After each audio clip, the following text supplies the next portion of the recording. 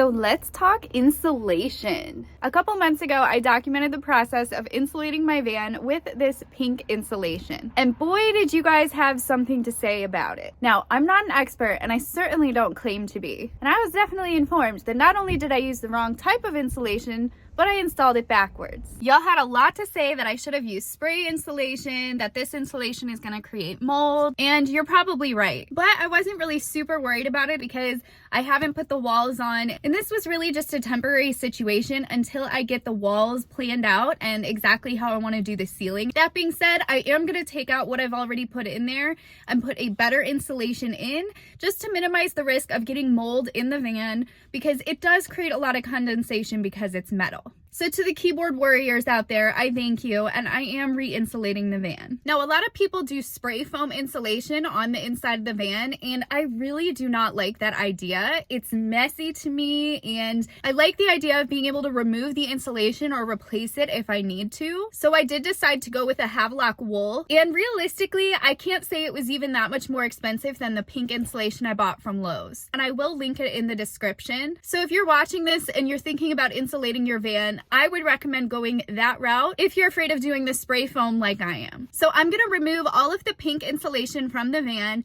and I am going to keep it. I will likely be able to use this for something at our property, whether it's a shed or an outhouse. I definitely will still have use for it in a structure that is not metal. And I'm sure somebody is going to tell me in the comments that my family is going to die if I reuse this insulation, but it's going to be for an outdoor structure like an outhouse or something. So I'm really not that concerned about it. So luckily it only took me about an hour to rip the old insulation out and put the new insulation back in. And I have to say, although the new insulation is not as thick as the old insulation is, it was a lot easier to work with, and I was able to just rip it right in half, and I didn't have to use scissors or anything, and it also didn't irritate my skin the same way the fiberglass insulation did.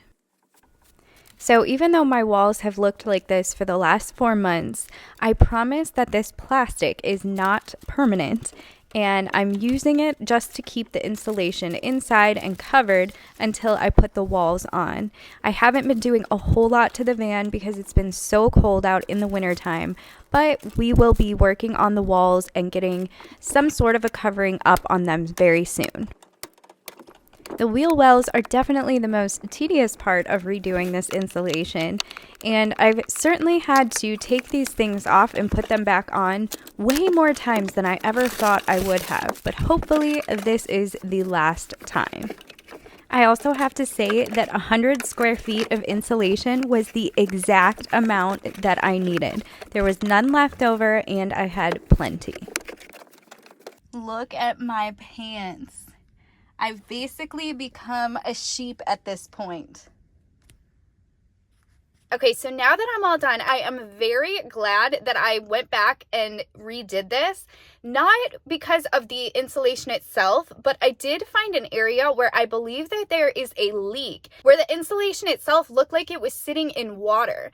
Now, throughout the rest of the van, there was no other evidence of moisture in the insulation, so sure, maybe over time it would have become an issue, but going back and redoing this allowed me to discover an area that I really need to pay attention to. Now, the area where I found this water is where there is a dent in the van from the previous owner. So it would make sense that there's water getting in somewhere in this area, and this is something that I'm going to have to go in and fix because this is going to be a problem for rust. Now, again, this was the only area where there was any evidence of moisture whatsoever. The rest of the insulation looked fine just as the day I put it in there. And it's been several months since we put that initial insulation in, and maybe because it was winter time, it wasn't much of an issue. Maybe in the summertime, it would have produced more moisture and created an issue. But I think the moral of the story is always do your research, for one. Triple and quadruple research everything you're gonna do.